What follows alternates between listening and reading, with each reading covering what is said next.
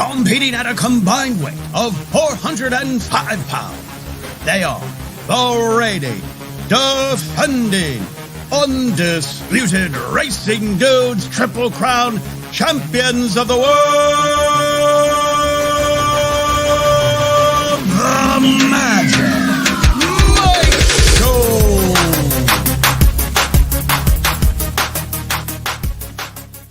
What's up, everybody? I'm Magic. And I'm Mike.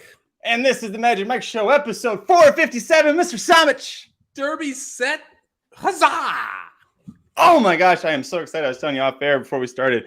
I woke up this morning ready for this show, ready for this day, because we're going to talk all things Derby and Oaks from this past weekend. Aaron's latest top 5 videos for the Derby and Oaks just came out about 10 to 20 minutes ago. If you're watching us live, if you haven't yet, when the video is done, go check it out. Or if you're listening to the podcast, go watch youtube.com/racing dudes. Great analysis, but I'll tease this. Aaron has 2 horses, 1-2, that were not even in his top 5 last week. And I'm not saying that's a bad thing.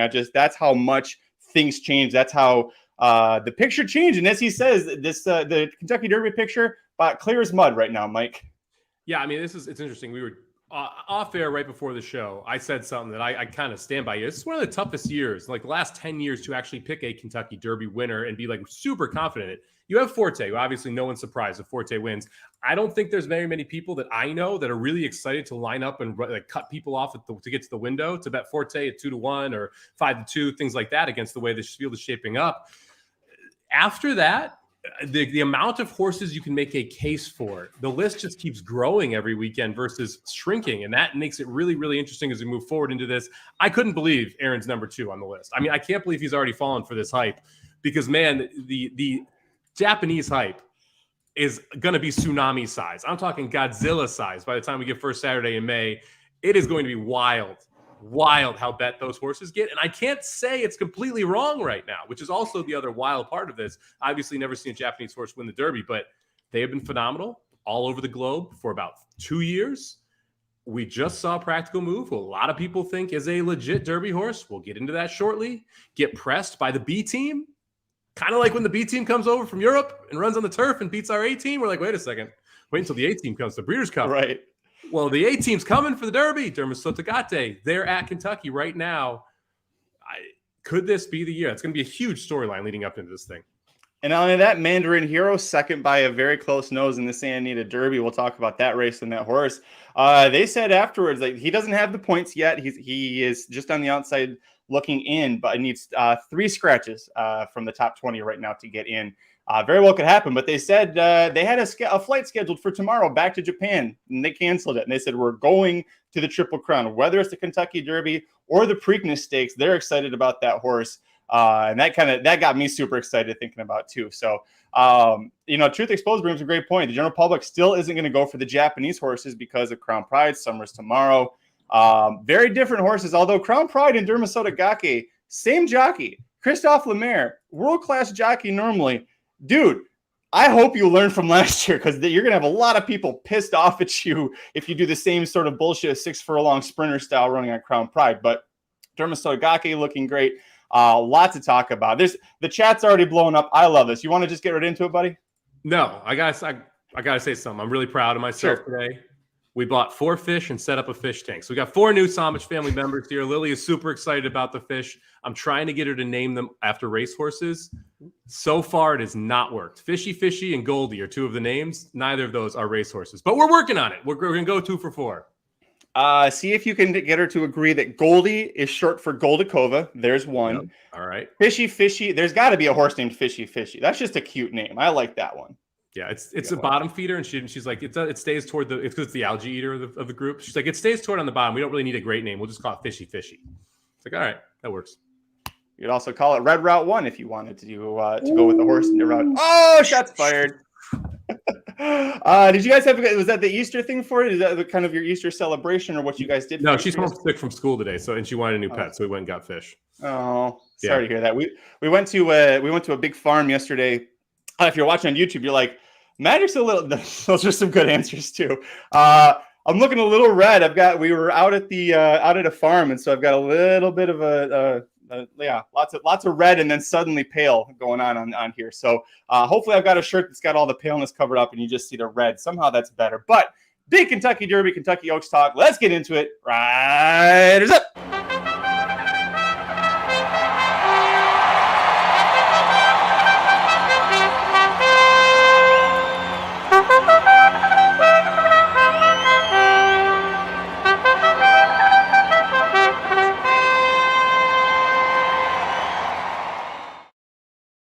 Tis a fish. Tis a fish. That's a pretty good that's one. A good one. I gotta say, there's some strong fish names in the chat right now. All right, Mike, let's take a look at the first of 3 Kentucky Derby races that we saw on Saturday, April 8th. Not only was this, I thought, the best one performance-wise, also was the first one of the 3 in the order. So we'll go ahead and play the replay for the Bluegrass Stakes right now on screen. If you're paying attention to horse racing, you know that Tapit Trice got the win. A very impressive effort. I tweeted this earlier today, Mike. This race and the break and how Luis Saez rode Tapit Trice here convinced me this is the best jockey in North America. All due respect to Irad Ortiz Jr., to Flavian Pratt, Nolan Rosario. This is the best jockey. I absolutely love the way he rode him. And if you like Tapit Trice, you have to love that Luis Saez will hopefully be riding this horse in the Derby. But what did you think about Tapit Trice overall? Yeah, Luis Saez earned his money here. Really had to work the horse in the white saddlecloth to be able to get him to make a middle move and then get him into that position around the first turn as well. It was interesting seeing him break from the rail and not break as crisply as you probably would have liked. Saez used him early in this race to try and make sure he saved that rail, went wide on the far turn. You can see him now moving up into that third position.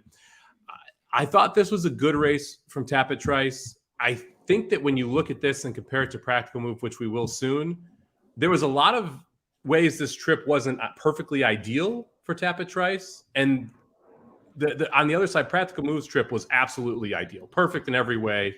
And so when you compare the two, I do agree that this is the more impressive winner. Verifying sat closer to the front. You're going to see him taking the lead right now. You needed to be forwardly placed all day at Keeneland. So for Tapit Trice to be able to not break that great, be about 8 lengths back on the first turn, make this middle move on the second turn, and then sustain the rally and be able to kind of fight it out here with Verifying. And right here, I actually thought Verifying was going to win the race because it didn't look like he'd been asked yet, and Tapit Trice had been ridden the entire time. This is where you just kind of saw him dig in and the class prevail from a Tapit Trice perspective. It's also where you saw the fact that Tapit Trice is much more excited about going longer than Verifying is about going longer. And the last 16th of a mile here is where Tapit Trice actually puts him away and it's like, yeah, no, I'm going to run away from you a little bit here. I thought this was a good effort. He reminds me of Forte Light, though. Just a little bit worse version of Forte. He's not forwardly placed. He has to make this one sustained move. He's got this rally. He's a little bit lazier than Forte is. To me, I mean, like, Tapit Trice is going to be a tough one for me to bet on Derby Day because I think he is a worse version of a horse who is better than him. Forte Light, damn, that's harsh. Didn't expect that kind of move. Listen, you're right. So it's actually we got the replay up right here. They're at the mile pole. He draws even with Verifying at the mile pole. At the 16th pole, you're going to see him start to pull away by the 16th pole. After the 16th pole, he has that thing confident. So now he's going to start to pull away. He's got the nose in front. But I'm with you. When we were doing the live show, I bet Verifying to win this because I thought this is the one time that Verifying, I think, wins one of these Derby preps. He had the right setup. He was drawn inside. There wasn't much speed in there, and the speed that was with him was cheap speed that quit out pretty heavily. And I thought Tapit Trice being on the rail, he's going to have his work cut out for him. This was the right spot for Verifying. A horse we'll talk about again later. Aaron made a great point right before we went live that when a horse goes from a mile and a 16th to a mile and an eighth, that's where you can really see that breeding and the ability of the horse to keep running longer. That's where you get the final signs for it. And so for here, Tapit Trice kept getting better and Verifying. Hell of an effort. I think this is easily a career best effort for Verifying. Still wasn't able to get the job done. Let's go back. I want to go back to the start here and talk about Saez's effort. So the horse, not that fast out of the gate, right? We knew that about him. Saez, you're going to see on the rail with the pink silks and the yellow pea. He's going to pump, pump, pump, pump, pump, pump. He is hitting after this horse. Go, go. 1, 2, 3, 4, 5, 6, 7 horses have already outbroken him. He's trying to save the rail because you got the 4, 6, and 11 all about to cross over on him. And right here, he's got at the mile pole, he has to check and back off. And he's now 7th. What does Saez do? Immediately goes outside, gets this horse in the clear. On the backside, he reads the pace. He sees what's happening. Well, we all saw that the 2 is no way in hell the 2 is going to hold on and win this race. Verifying is his top competition. He's going to move the horse up as soon as he's clear on the backside.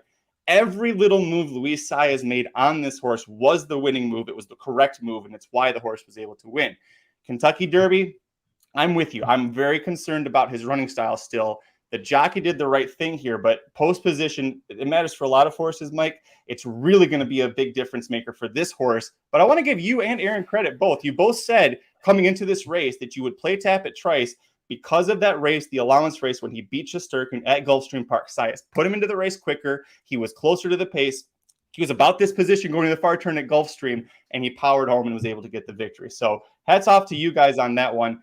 Is there any other horse you want out of this for the Kentucky Derby? I know we had Sun Thunder in here, who's a late closer. You've got Race Keen, who's going to make it. I think he closed up for 4th or 5th. He was somewhere in the mix, way behind. Blazing Sevens is already desperately trying to keep up and failing. Anyone you like? Blazing Sevens, no. I thought this was the field that he could have beaten if he had a shot at beating him. Sun Thunder could pick up some pieces. I think that's really the only horse out of here I have any interest in. Race Kane, I don't think is good enough when you get the full conglomerate of those 20 horses together to be able to hit the board. I think Sun Thunder may be able to get up and get a slice of it for like 4th or something like that. But for me, it's only Tapit Trice out of here, and it's not even all that interested in Tapit Trice, especially not in the top spot, but possibly in the underneath spots. It's funny, you watch Tapit Trice. If the Derby was run in November this year, this might be my Derby pick. Because even down the lane, you can see his head still sticking out. Yep. There's a ton of talent here. He doesn't break well. He's lazy the whole way around. You mentioned Saez pumped him into the turn. Saez had to pump him around the turn and on the backstretch too. Like he never, and someone said, well, he only got hit 3 times. Yeah, he's been giving effort for 1 1/8 miles to get this horse to be completely engaged the whole time. There's still some mental stuff going on here with Tapit Trice. He has more talent that he has not quite let out. You see the head on at some point here. He literally is staring at you when you're looking at like from the rail. His head's cocked over to the side, checking out everybody as he runs right by. So there's a bunch of talent that we have not seen. We haven't scratched the complete surface here of Tapit Trice. The first Saturday in May is just a little bit too early for that for me. And especially at the price I think we're end up seeing with him. I expect him to be the second pick here. And that's going to be too short for me when I think there are too many holes. And the fact that the top pick, Forte, or the favorite Forte, to me is just a better version of him. Look at it. He's staring at you as you come down the lane here because his head's cocked that far over. He doesn't really want to switch leads. You had to ask him the whole way. There's too many question marks for me to get behind this horse at 5 or 6 to 1, which is what I expect him to break at.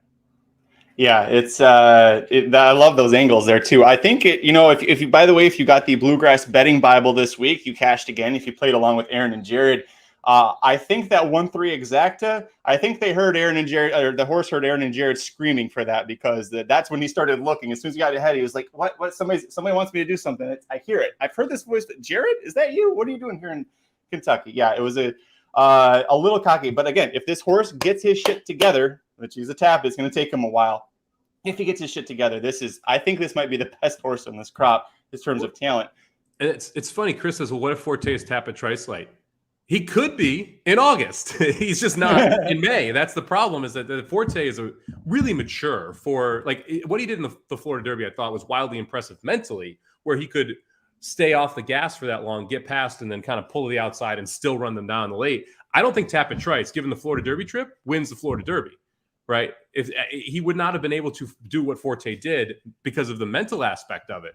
Talent-wise, Forte may be Tapit Trice light from a talent perspective. We don't know that because mentally Forte is so much further than Tapit Trice right now. I want to go back to a comment Chris Manlow made in the chat. Tapit Trice beat a weak field. Stop me if you've heard that before.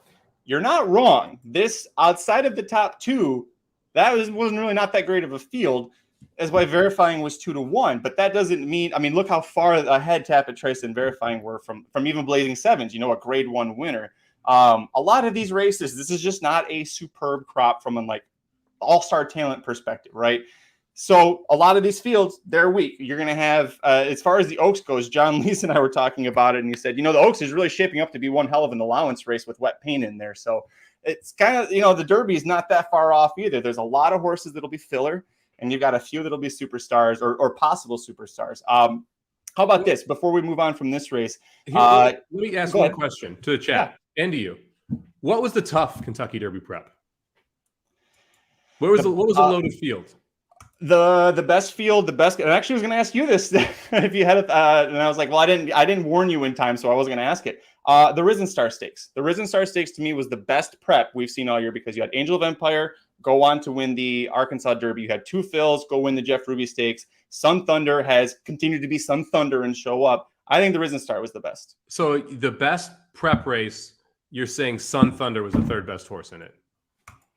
Or second. He finished second, didn't he? So I'm just saying, and like that tells you the depth of overall of these races. It's going to be 2 or 3 horses. You're going to beat a bunch of bad horses. Mark from C2 said, "Hey, this is a glorified allowance after Forte," right? So, like, the you beat a weak field argument in these Derby preps, I don't think it's all that valid this year because there is no strong field in any of these Derby preps. Not a single one. You could probably make an argument the strongest was the Santa Anita Derby, which we'll talk about in a second, if you assume that Japanese horse was good. And I don't know if, like, I don't know. I can't get behind that. They like all of these fields have been weak. So I'm not going to use he beat a weak field as a knock on a horse this year. I wouldn't say, I'm not going to say it's a knock necessarily, but definitely, there's just all of these are kind of weak. As far as Tapit Trice goes, they won't geld him. Now he's a grade 1 winner, and with that breeding, you're never going to geld him. So that's not something that could fix him. Jared suggests that blinkers could correct it. Whether or not they could, you do not do it at this point. You do not make any changes like that as truth exposed. It's too late right now to pull that. You want to, if this horse is going to run at 4, you can try that. If it seems like he's still screwy by the end of his 3-year-old season and you bring him back, maybe you try blinkers then. But that is a huge red flag for the John White strike system for the Derby as horses making equipment changes coming into the Derby. Palace Malice, a great point. Don't do that. Don't. Yeah, you do it after the Derby if you're not going to run the Preakness and you want to take a shot at the Haskell, at the Travers, and you want to put a race in between there to be able to prep that horse for it. That's when you decide to make that change. But you're too far down the road now to try and throw a variable in there. All right, Mike, let's move on. The Santa Anita Derby, the most exciting finish by far, I thought of the 3. I shouldn't say by far. The Wood was exciting, but for a little different reason. The Santa Anita Derby, really exciting finish.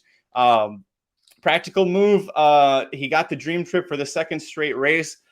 I think we saw this horse mile in the 16th, mile in the 8th, kind of like verifying. You go any further and he's in trouble. Yeah, I mean, literally saved every inch of ground around both turns and needed the 8 horse, which was the B team from Japan, to be boxed out for a majority of the stretch to be able to win this race and get the distance. Look, one of the I think it's interesting when you watch Practical Move. Watch this replay. Watch Ramon Vasquez's feet. Already, he's trying to slow this horse down. You can see his butt's back. His heels are up. That means he's trying to put the brakes on Practical Move, who wants to run into this 46 pace. He wants to go, go, go, go. That could be a little bit of an issue for him in the Derby as well if he tries to chase the early leaders after. Like here, they went 22-1 or 22-2, 46 and change. He wants to go every bit of it, and you can see there Ramon again trying to slow him down, but this was just a dream trip for him. He essentially gets to skim the rail the whole way around, never uncomfortable. When he asks go, there's a hole there for him to go through, and then he just barely holds off Mandarin Hero, the 8 horse. This is another one where, like, look, we talked with verifying. That last 16th of a mile, you could see this is about as far as Practical Move wants to go. I'm sorry, that's about as far as verifying wants to go. This is as far as Practical Move wants to go. That last furlong will be an issue here, especially with the way the 8 would have beaten him if he got out. To me, that was really the key here. The 8 doesn't go through that hole on the rail and then switches out, and the 4 keeps him in for just long enough, and then the 7 keeps him in for just long enough that he can't get quite loose. And when he does, you see him start to charge here, and Practical Move is just sucking wind. Yep. Yeah, he's like, wire. Where's that damn wire at? I know it's here somewhere. And then about 2 steps after the wire, Mandarin Hero is already ahead of him there.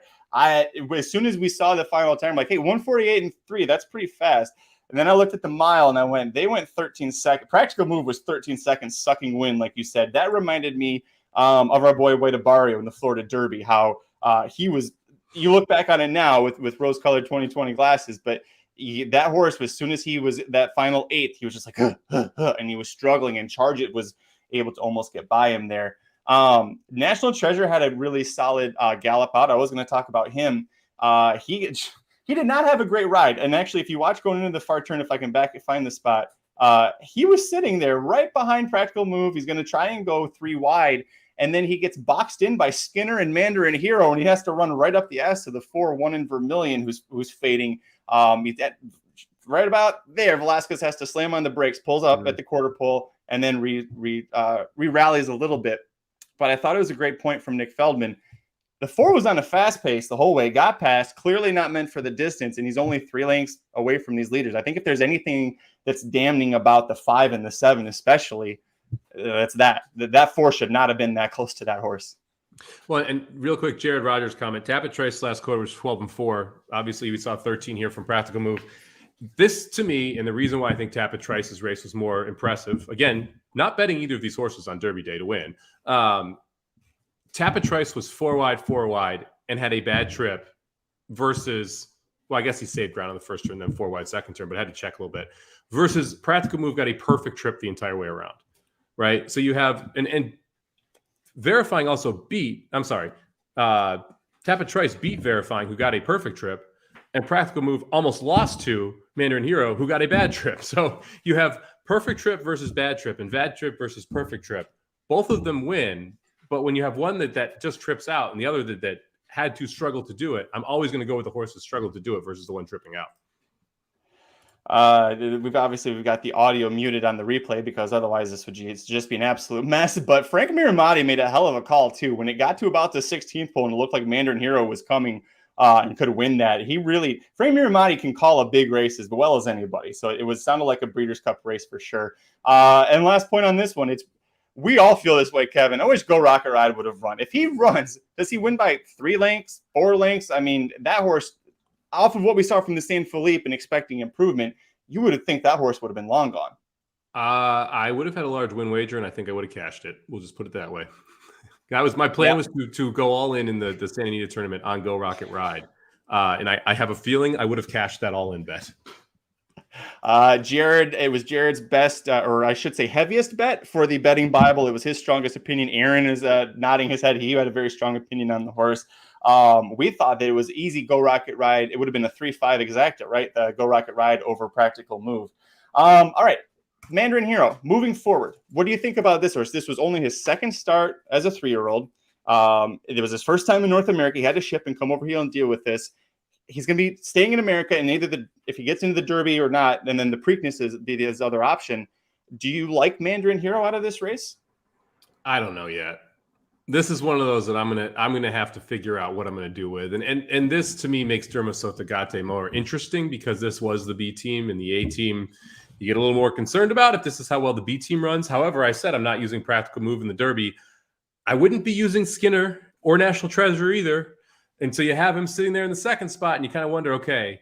But now my argument for that is I think I know what Skinner and National Treasure are. Mandarin Hero has the chance to improve out of this race. He's the one horse out of this race where you're like, he could get better in the Derby. He could get better in the Preakness. I'm not sure you're going to see a better effort from Practical Move, Skinner. National Treasure, the trip obviously caused an issue there, so I'm not going to throw him out and say he can't run better than this. But this was about as good as you're going to get from Practical Move and from Skinner. Yep. Mandarin Hero could improve and didn't have the best trip here. I'm going to have to watch this. I'm going to go back and now watch his races in Japan. He's got the closing style. He doesn't want to be on the lead, so he's going to kind of fall into that Forte, Tapit Trice type group. We'll see how he takes the track. I mean, I'm sure he's going to work the best he's ever worked in the upcoming weeks. But I'm not ready to throw him out, but I'm not ready to get excited about him either. I keep going back to it. The backstretch run afterwards, Kazushi Kimura, his jockey, who also I thought rode him just perfectly, considering he'd been on the horse once a few days beforehand. It was like, all right, now I get to ride him in Santa Anita Derby, grade 1 race. The horse, he said, loved being between horses, and he loved the competition. And when I hear that from a horse that's riding in America for the first time, where it's very different from a pace perspective and how things play out, He said the horse loved the competition. I love that he dove from middle of horses to inside on the rail. And then when things got screwy, it looked like he needed to get by Practical Move, but there wasn't room on the inside, and the 4 was kind of blocking him. I mean, you talked about it initially with your reaction to this. That horse, if he doesn't get boxed in, this is probably the winner of the race. If he doesn't have to switch off the rail, he could go. If the 4 doesn't right there block him a little bit, he's going to get by. And yeah, there's plenty of room for improvement. I think that's a great chance, a great horse to use underneath. We will be talking, by the way, I see some talk about odds and about where his odds will be. We'll talk about that after we talk about the Wood. Let's go talk about that interesting race. Oh boy, at least this one we don't have to talk about too much. We agreed that no disqualification was the correct call. Should probably hit play on it. Hit Show probably should have won this race. He had a tough trip, but like usual, forgetting last year's Wood Memorial with Mo Donegal, we don't really want anything out of this race for the Derby. I don't hate Hit Show. I'm not going to lie. I mean, we're 5 wide here getting bumped. And then we kind of end up 4 wide. He gets the absolute worst of it down the lane. He gets the lead, and then it's just bumper cars back and forth. And the thing with the DQ, and we'll talk about this, I'm not sure if we'll show the head on, but we'll talk about the DQ, I'm sure. The 1 is the horse that initiates the contact with the 13, who then hits the 8. Lord Miles then comes back into the 13, but the contact had already been made between Hit Show and the 8 because of the 1. So the 1 horse is the one you would take down if you took anyone down. He finished 3rd. That's why you can't really change anything here. Hit Show got the worst of this at every step of the way. Okay, he was 5 wide, getting bumped on the first turn, 3 wide on the second turn, bumper cars down the lane, made the lead, and then got bumped around.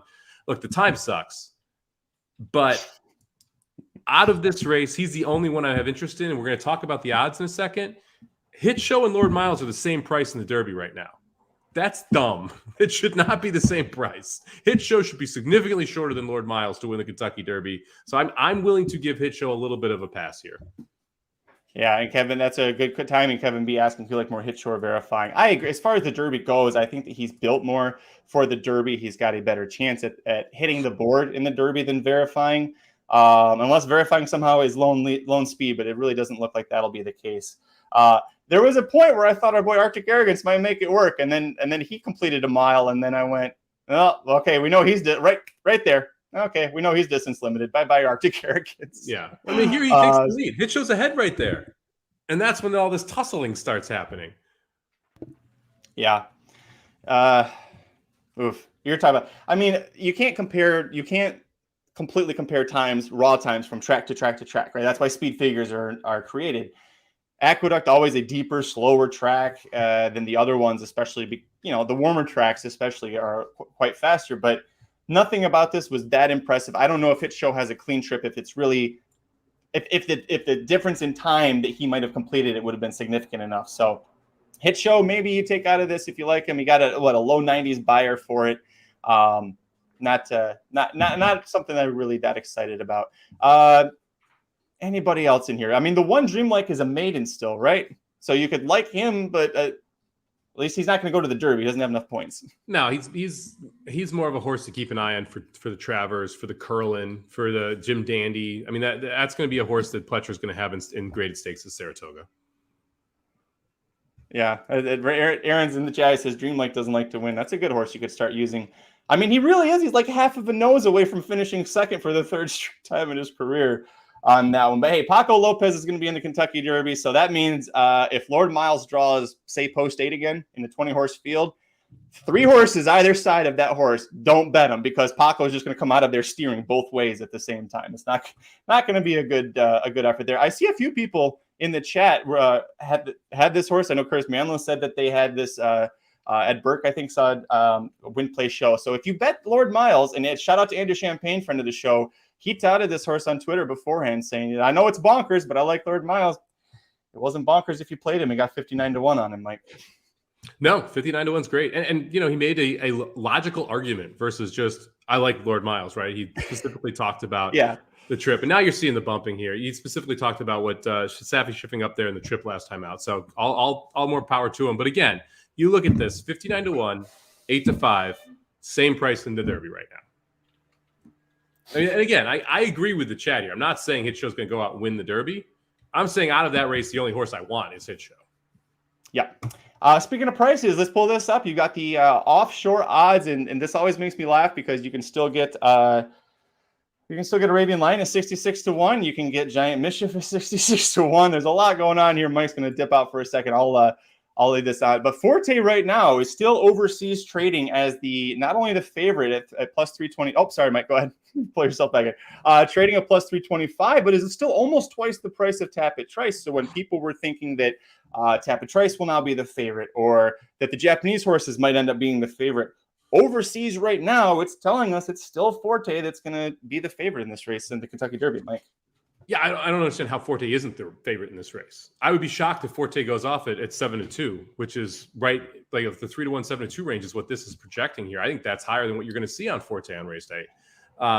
It's interesting because you could feel it this weekend that all of a sudden people are like, I'm going to try and beat Forte. I'm going to try and beat Forte. I'm going to try and beat Forte, right? I'm still interested to see how people are going to try and beat Forte because much like Nick's laughing at like Practical Move 9-1, absolutely no interest. Tapit Trice 6-1, absolutely no interest. The King's Barn love is going to make my blood boil because I have a feeling there's going to be so many people who love King's Barns going into this thing, and I don't see it right now. So for me, it's figuring out where do I go. Honestly, like I look through this list, Two Phils might be the most attractive price sitting there at 16-1. I mean, it's as wild as that sounds. If Forte goes off at 7-2, that's actually the best bet. I mean, that's the best value of everything because he should be in that 5-2, 2-1 range, which I expect him to end up going off that. But I kind of interested a little bit in Mage at 20-1, kind of interested a little Two Phils at 16-1. Angel of Empire, I think, looked really good last time, 12-1, probably a little bit shorter than I'd want, but right around the same range. It's going to be hard to find the horse that you pick to beat Forte here, though. But there's some horses who don't have a shot who are going to be sub 20-1 in that race. Yeah, like Practical Move. Aaron told me, he said, if Practical Move wins, I lose. I'm going to take that same stance. I just nothing exciting about that at all. I like Angel of Empire at 12-1. You've got a horse that's won 2 straight preps, and I said that I thought the Risen Star was the best of the preps that we've seen so far this year. Two Phils, I think, still holds the highest buyer figure for all of the 3-year-old Derby preps. So that's a big one. Confidence Game is 30-1 right now. We'll see him in the Lexington, although hearing from Vinny Blonde of Real Dynasty Picks, who has him in the Fantasy League, apparently that horse is having trouble keeping weight on, and that's why they skipped the Bluegrass for the Lexington. He also has enough points to get in, so he didn't need the Bluegrass necessarily. Lexington should be much easier, and we'll see him this Saturday in that race. Yeah, looking at, Mage at 20-1, I think is overblown. I understand a lot of people think he can continue improving, but I think we saw his best effort in the Florida Derby, that's the best that we'll get out of him. So still plenty of options here for getting the odds. Who is your top Derby pick right now? I mean, if I picked one horse to win right now and everyone was 10-1, it'd be Forte. He's the best horse right now in the class. When you bring odds into it, that's where this kind of gets a little bit funky because I wouldn't bet Forte at 2-1. We'll be live on this channel during the Derby this year with all 4 of us dudes and special guests for that day, so you can find out exactly who we will be picking at what odds because we'll know come Derby time what odds everyone's going to be. But if these were the actual odds and they broke from the gate, I would probably bet Forte at plus 325. I mean, that's not a bad price on this horse. I don't think we'll get it on Derby Day. We didn't get it in the last future pool. I'd be shocked if we get it coming out of the gate. Yeah, I mean, if you get it, you're right. And you've been very adamant about that for a while, that he'll be sub 5-2. I saw Dennis earlier, Dennis Trusty, saying he's got Forte right around 8-5. I think that maybe that goes, I think we're closer to even money than 8-5 after just some of the efforts we saw this week. But you also have have to remember that we've got these Japanese horses. There'll be 3 of them, counting Continuar as well as second UAE Derby. Those horses, they have that Japanese interest and a lot of international betting interest. That's not going to affect the North American pools. So, you might be seeing shorter prices on Dermasoda Gake, say 10-1 overseas. Maybe he's a little higher here. The old boys Kentucky club is still not going to respect Japan when it comes to Kentucky Derby until they come in and win. And even then they might not. So, you got the UAE Derby trend that they have to try and beat as well. So we also have the largest, massive price Derby winner last year, which is going to stay in people's heads. I doubt anyone goes off at 80-1 in the Derby this year. There's going to be money for every single horse because of how big that win mutual was last year. You're going to see a ton of exactas with the favorite back wheels. I mean, I wouldn't do it this year just because it's going to get crushed. I mean, it's going to be so many all fortes that it's going to be ridiculous. To me, this is one of those years where I usually feel pretty confident in being able to set what the actual lines are going to be once we get into it the week of the Derby and what like courses are going to go off at. I am less confident right now that I'll be able to predict the off odds because of the amount of money that long shots are going to take because of Rich Strike's win last year is going to mess this pool up. And what we've consistently seen is the favorite still gets bet. Every long shot gets bet. And those middle horses float up. The ones that were 5-1 become 10-1. The ones that were 8-1 become 15-1. If that's the case, and it's Angel of Empire and Two Fills and Mandarin Hero and Mage that are floating up, that's probably where I'm betting the winner from. If it's Tapit Trice, if it's Forte that floats up, I'm probably going to end up on Forte. It's from Chris. Lord Miles. People named Miles plus long shot once a year player is going to be 14-1 instead of 50. Yeah, you could have the not Blackjack Cat, My Boy Jack. You could have the My Boy Jack thing from 5 years ago where he was the second choice in the betting to justify. That was a year where you had good magic. You had Audible coming off of huge grade 1 prep wins. And no, My Boy Jack is the horse that goes off as a second choice there. For me, before we move on, I'll say it. Kings Barnes, my pick. I said it after the live show. My biggest concern with him is the lack of a foundation. He's going to have to try and be the second horse since along with Justify to beat the Curse of Apollo by not having a start at age 2. But this is a newer type of Derby, a new type of Triple Crown trail where you just see year after year horses like Justify that they point for the right races, they build them up, and the Kentucky Derby is the goal instead of just trying to get foundation into them and see where things happen. So I will take Kings Barnes. But the odds on this will be interesting. Him at 9-1. You at least have to like Kings Barnes over Practical Move at 9-1, right? I know he's not your top pick, but between those two at 9-1, it's no question who you go with. Yeah, I agree with you there. I think Kings Barnes at 9-1 is much better bet than Practical Move at 9-1. I'm going to have to do an Aaron Rodgers. I'm going to go into a sensory deprivation tank for 2 straight days, live in a cave, and try and wipe my mind of my current Kings Barnes opinion so that I can objectively look back at this horse and decide whether or not I think he's good. Because I made the decision after his maiden breaking win that he wasn't that good. He beat nothing in the allowance. He then had the literally slowest pace of any prep to go gate to wire in his prep win. There's no question that's been answered about Kings Barnes. None. We are playing on hype still, and he is your third choice in the Derby. Crazy. I was looking at this from Nick Feldman. I forgot about this. Kings Barnes fold in January, so he's got a couple months physical edge on him. That's an argument that could be. We'll hear that a lot, I'm sure, leading up to the Derby. We should make a drinking game out of that as well. In the meantime, Mike, let's talk about some Kentucky Oaks horses real quick. We have to just because I put it in the title. It's part of the show. I did that so that we couldn't get out of it. Here's Defining Purpose winning the Ashland Stakes Friday at Keeneland. Yeah, that's a good point. Winning the upsetting both Punch Bowl and Julia Shining, and a Wonder Wheel not winning or not doing much. That didn't surprise me that much. But as soon as Punch Bowl, the 5-horse and the Pink Silks, Mike, as soon as she didn't get the lead going in the first turn, I thought, well, shit, she's not winning this race. Yeah, this is a mess, man. I mean, and you get the 20-1 McPeak that ends up getting the W here in the white saddlecloth. This is just it's a train wreck of a group. This whole Oaks group, I can't do it, man. I just want the race. I want the field. I want to know who's in it so I can look at the PPs and make a decision. I want to stop talking about these Kentucky Oaks horses because I could make a bunch of jokes that are not appropriate, but they just let you down every single time. It's unbelievable. This group of fillies just letting me down. Ed Burke says, Magic ruined my price. The horse Defining Purpose loaded at 37, hit the wire at 20-1. I did that little live show on Friday that was a lot of fun. Might end up doing one this Friday too. I know we've got Maker's Mark Mile, and it sounds like Modern Games, who I just assumed retired and went to be a stallion after just being so awesome. He's back. He's back at Keeneland for the Maker's Mark Mile on Friday. So I got to do a live show for that one, but I know that Ed really liked that horse and was when I said, this is the time to play the McPeak horse. Boy, Julia Shining, I don't want to I will say Julia Shining did better than I thought she would. Sias put her into the race a lot quicker, kind of like we did with Tapit Trice. There's nothing remotely interesting for the Oaks out of this. Maybe something filler underneath, but nobody we think is winning is coming out of this race. No. Let's just no.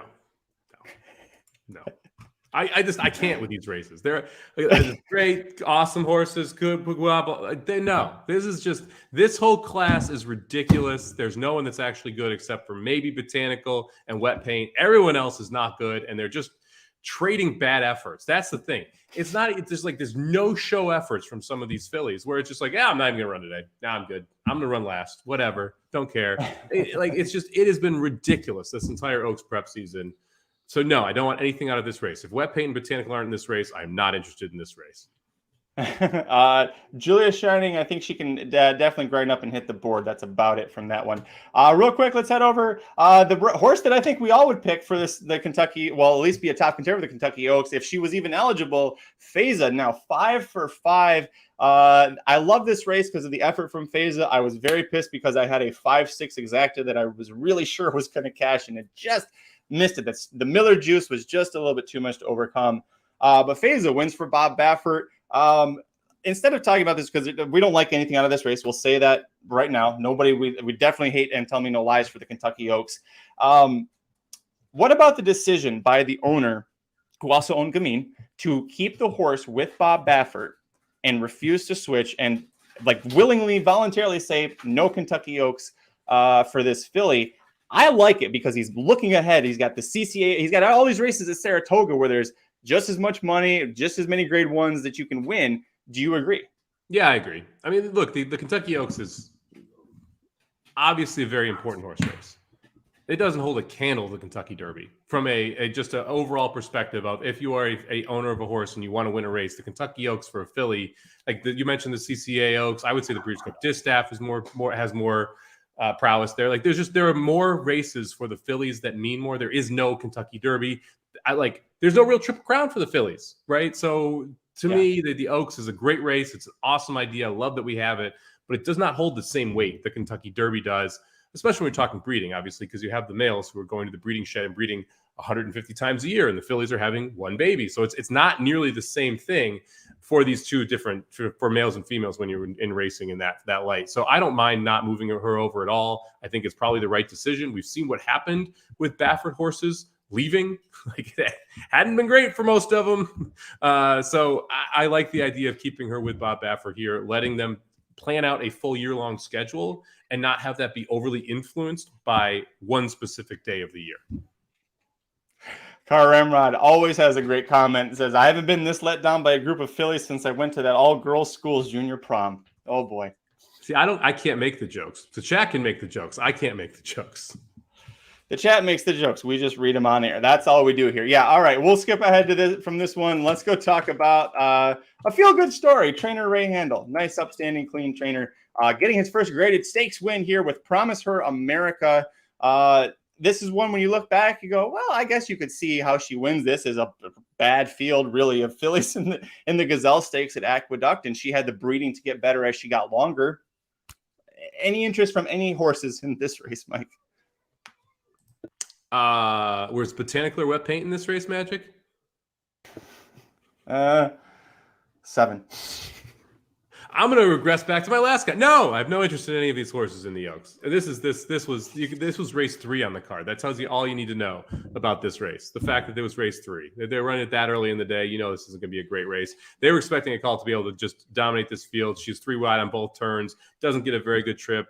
Frosty O'Toole, wonderful name, by the way. She can't quite get through on the rail, doesn't get loose as early as she wants to. Promise Her America wins this thing pretty easily. I really liked, because I like saying her name, I really liked the 6th horse in here, Sheeta Booty, and she was undefeated coming into this race. She was trying to mount an 8th for the first time. That is not going to be her game. She's going to be a pretty good one-turn horse. You could probably see her show up at maybe Black Eyed Susan Stakes, the Acorn at Belmont. That'd be a good spot for her going one turn and a little shorter than a mile and an 1/8. Yeah, nothing out of this race exciting. I would rather take the top 3 horses from the Keeneland Ashland Stakes than any of these horses for the Kentucky Oaks. I mean, Punch Bowl could be a long-term good horse. I don't know if there's a long-term good horse in this field. Is that fair? Yeah, no, that's really fair. While they finish up this stretch, you give them about they got 30 more seconds before they hit the wire. Wet Paint, Botanical, which of those two is your top pick for the Oaks? I like Botanical's running style better. I like Wet Paint better as a horse. Wet Paint's proven both on off and firm dirt now, or off and fast dirt now. So I would lean toward Wet Paint, but I think it's gonna be a heck of a matchup. I do too. I think that I think you made great points. The running style for Botanical and the price will be a lot better.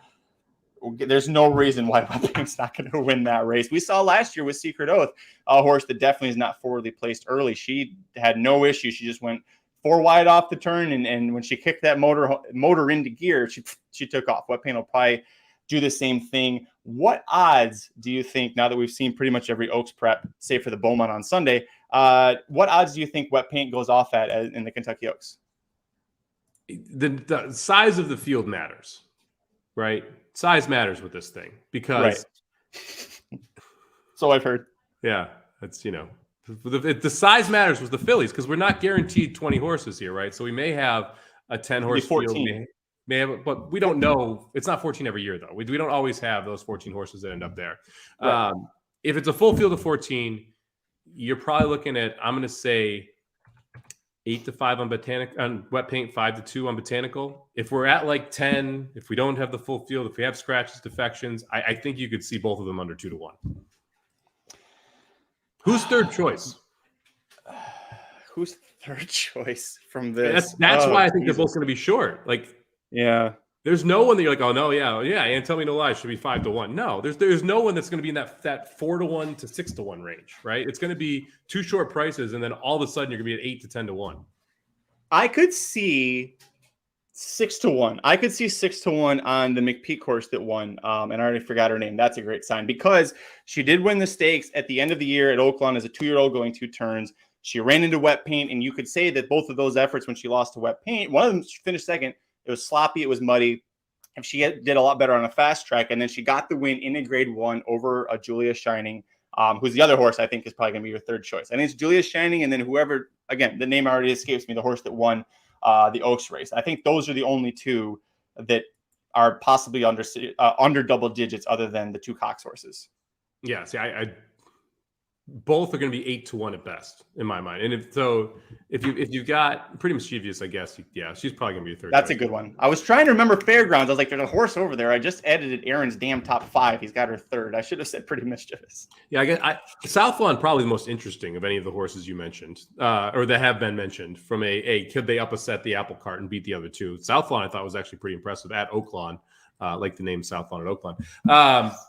But this is clearly a 2-horse, for lack of a better term, race in this sense where it's going to be those two are short, and then you're just going to start seeing balloons behind them.